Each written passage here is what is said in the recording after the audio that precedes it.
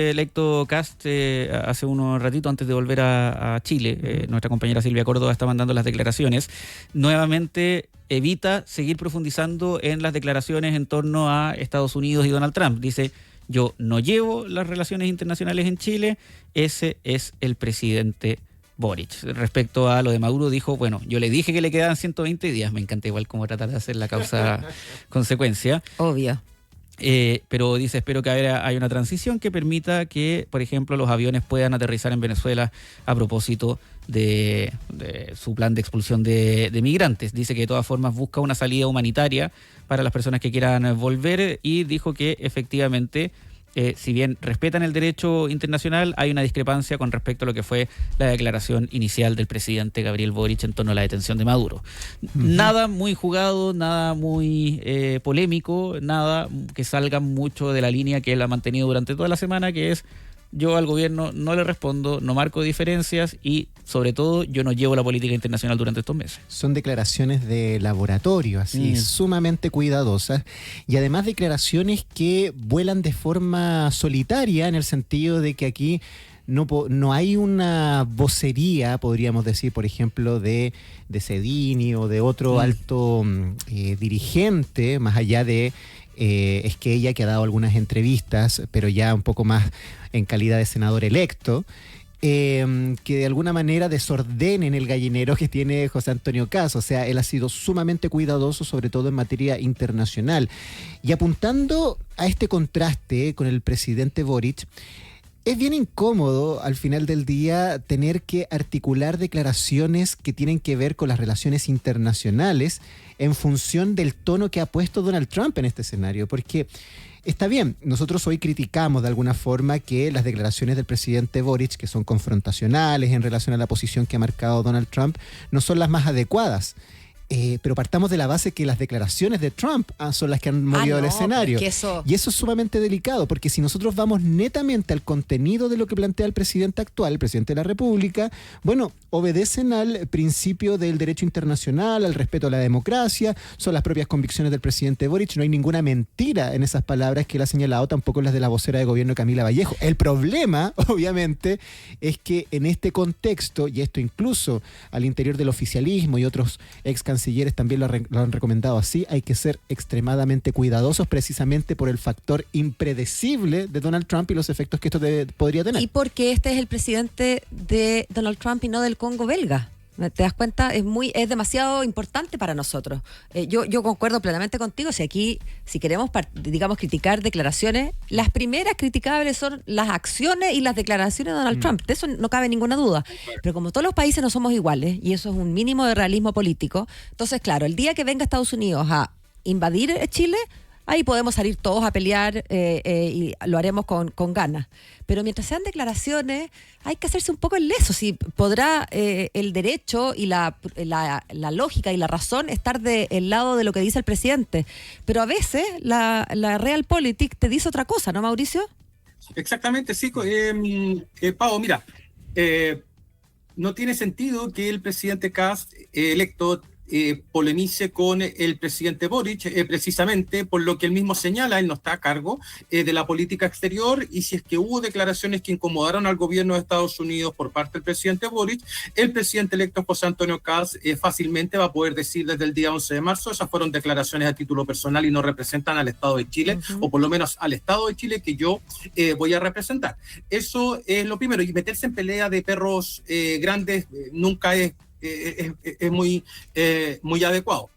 Lo segundo, no sé si ustedes vieron las declaraciones que hizo recién, hoy día, Marco Rubio, respecto a las etapas que va a tener el proceso político venezolano. Esto es insólito. Mira, dice que hay primero una etapa de estabilización y control económico. Ellos lo están definiendo. ¿Sí? En segundo lugar, una fase de recuperación que consiste en reintegrar a Venezuela al mercado internacional, y después vendría una fase de transición. Es decir, lo más probable es que una vez instalado el gobierno chileno, el gobierno de José Antonio Kast, en Venezuela, todavía esté gobernando la élite autoritaria a la que tanto recelo y tanta crítica, comprensiblemente, le hizo la derecha chilena. Entonces la pregunta es cómo se van a reanudar las relaciones con Venezuela si es que esa élite autoritaria todavía estuviese en el cargo al momento en que Chile retome relaciones con Venezuela. Ahí Kast podría decir, no, yo no me estoy relacionando con la élite autoritaria, me estoy relacionando con los que están a cargo, pero eso también sería reconocer el imperialismo como un atentado hacia la autodeterminación, hacia la soberanía de los pueblos. Y si ustedes miran este tipo de cuestiones, estas tres fases que acabo de mencionar, que es un evidente intervencionismo, no es tan distinto.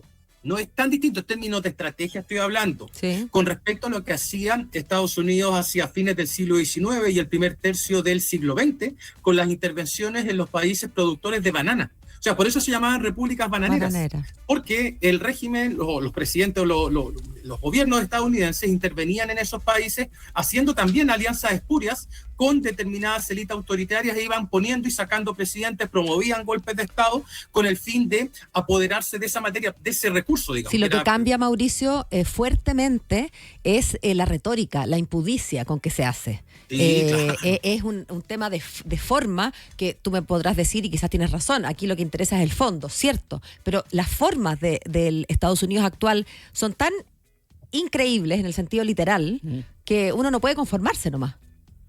Claro, sí, evidentemente. Mira, este es el primer ejemplo. Yo me dediqué parte importante de mi vida a estudiar transiciones a la democracia en distintos países de América Latina y Europa. ¿Sí? La transición española, las transiciones de las democracias de la Europa del Este, las transiciones latinoamericanas, y esto que estamos viendo ahora, que tiene como tercera fase una transición, yo no lo había visto en ningún país del mundo. En la tercera oleada de transiciones a la democracia estoy hablando, después de los regímenes autoritarios de los 70 y después de la caída del muro. Para Europa. Lo que estoy diciendo es que en estos últimos 30 o 40 años yo no había visto que una transición se dibujara de esta manera. Esto es casi colonialismo. O sea, si uno se va a la literatura más del siglo XIX, siglo XX, esto es prácticamente una estrategia de carácter colonial, y veremos si es que el presidente Kast está dispuesto a tolerar o a apoyar esto. No va a ser tan sencillo. Si la Cancillería, claro, podrían colocar a una persona que venga del mundo de los negocios, no hay problema. El punto está en las decisiones que va a tener que tomar ese canciller o el presidente de la República, dependiendo de la situación que se presente, con este tipo de política, porque ya estamos llegando a un límite en que comenzamos a dudar hasta de la democracia. O sea, nosotros nos miramos y conversamos acá, y yo veo los paneles de televisión y me causa muchísima atención que se observe esto con cierta normalidad. Claro, se sacó un dictador, está bien, eso es lo que ustedes quieran, perfecto, y se discute sobre el derecho internacional, perfecto, me parece excelente. Pero estamos tomando como algo normal que llegue un país y saque, no sé, ¿cuántos barriles? 50 millones, una cosa así. 50 millones. Sí, y el presidente diga, no, me los voy a llevar a Estados Unidos, yo los voy a vender y después nos vamos a ir en repartija, pero yo voy a definir cuánto le toca a Venezuela. O sea, eso es casi una anexión.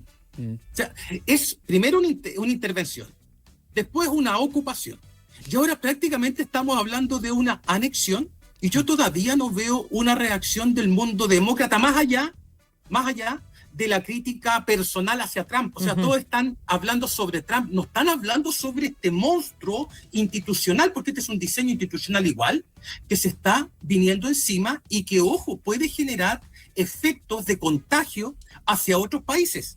O sea, cuando Boris dijo, señor Piñera, usted está avisado, Trump le está diciendo a distintos presidentes de América Latina que no son de su color político que también están avisados. O sea, un día podríamos discutir esto sobre los efectos que tiene claro, ni siquiera para una democracia. Estamos hablando de la soberanía, de la autodeterminación de los pueblos. Y lo preocupante, totalmente de acuerdo contigo, es que además, esto ha puesto a prueba el multilateralismo. O sea, hemos visualizado ya con esta crisis cómo están funcionando las instituciones que durante los años los últimos años, o sea, que han sido históricas, de hecho, desde la Segunda Guerra Mundial, incluso Naciones Unidas, prácticamente ha sido algo de catarsis lo que se ha dado en esas asambleas. Y parece ser que el único freno posible que se ve a corto plazo en relación a lo que está pasando con Donald Trump son las midterm elections. O sea, Sí, claro. si es que eventualmente él pierde la Cámara, podríamos decir, podría eventualmente tener un freno, advertencias de impeachment. O sea, todo sigue siendo en la interna de los Estados Unidos. O sea, en el circuito internacional al parecer no hay absolutamente nada que le pueda poner un freno a las decisiones que está tomando por estos días, y eso es lo realmente preocupante. O sea, no importa cuántas personas salgan a hablar, cuántas críticas vengan de Chile o de China, parece ser que él va a seguir haciendo lo que quiera. Y tampoco pareciera, o sea, en Venezuela ya es evidente que se aplacó cualquier resistencia también a esta dinámica, ¿no? Si es que la hubo. Si es que la hubo en algún minuto, pero tanto el oficialismo todavía ya agachó la cabeza. Los que se quedaron del régimen chavista, claramente, como lo decía la Pau antes, un neochavismo de colaboración absoluta con Estados Unidos. Y la oposición, ¿qué va a hacer? Va a empezar a alegar ahora la presencia de Estados Unidos, además después de haberla pedido tanto. Sí. Ese es el cuidado problema. con lo que desea, dice. Esa es la paradoja en la que se encuentran, que la pidieron tanto, siempre asumiendo que les iban a entregar el poder o que iban a ser parte fundamental de este proceso de transición, y han quedado completamente aislados. No sé si vieron, además, a propósito del tema que estábamos hablando ayer, que tuvo que salir el Comité del Nobel a aclararle a María Corina Machado que no se puede endosar, que no que se es puede un documento no endosable. ni compartir, ni enviar, ni endosar, ni regalar el premio Nobel después de las declaraciones de la líder de la oposición el día de ayer, que termina cayendo a un nivel. A ver, si hasta el sábado era la líder absoluta justamente de la resistencia en Venezuela, hoy en día yo no sé qué es. Fíjate, Mati, como es la historia, ¿eh? ¿Será Acá- que yo me pregunto ¿será que al final, si uno les preguntara hoy, con lo que saben hoy, bueno, pero por lo menos no está Maduro? Yo creo que sí, Yo también creo que sí. De todas formas se mantendría eso, pero no quita el hecho que María guau. Corina Machado en cosa de tan solo algunos días pasa a ser una figura con poca relevancia en lo que está ocurriendo. Puede cambiar, pero hoy en día Mauricio tiene poca relevancia. En Chile hubo un partido político que algunos dirigentes, salvo 13 que firmaron una declaración distinta, Sí, los famosos 13. pedían la salida del gobierno del presidente De Allende. Allende. Celebraron el golpe de Estado, se colocaban, y cuenta la historia de esto, que había algunos líderes de la democracia cristiana, vamos a decirlo así, que se comunicaban permanentemente con los líderes autoritarios, con Pinochet y compañía, señalándoles o contándoles que iban a estar en tal parte o en otro lado, con el fin de que si los necesitaban, entonces ellos podían ir. ¿Cuál era el tema ahí? Que esa élite opositora pensó lo mismo que está pensando, o a lo mejor ya no piensa, la élite opositora venezolana. Es decir, que los que se quedan con el poder lo iban a entregar así como así. O sea, y esto lo reconoce don Patricio Aylwin, fue tanta la ingenuidad que tuvimos que pensamos, decía don Patricio, que las Fuerzas Armadas iban a hacer un gobierno provisorio y que iban a llamar a elecciones. Otros de la democracia cristiana pensaban que el poder les iba a caer a ellos, casi por descarte. Y claro, la élite autoritaria, Pinochet y compañía, tenían un plan mucho más de largo plazo, y acá también. ¿Y saben qué fue decisivo? Perdón si me alargo un poquito más, solamente son 10 segundos. Dele nomás. Cada vez que se produce un quiebre de estas características, y ese quiebre es desmesuradamente violento, es porque los que están haciendo ese, digamos, golpe, tienen un plan que va mucho más allá de derrocar al gobierno. Me explico. En Chile no era necesario bombardear la moneda para sacar a Allende del poder. Pero se quería dar un impacto de tal magnitud, señalándole a ese gobierno y a esos políticos que esto iba para largo. En el caso de Maduro lo mismo. ¿Era necesario hacer todos estos bombardeos? ¿O era más simple sacarlo, llevárselo y juzgarlo? No, pero se hizo bombardeo. Y cuando yo vi eso, me acordé de inmediato. Y dije, esto va para largo, porque es un mensaje que se manda. Lo que es la historia. Muy buen ejemplo histórico de Mauricio Morales. Rodrigo Sánchez, muchas gracias por habernos acompañado, pues a ver qué nos depara la actualización noticiosa política.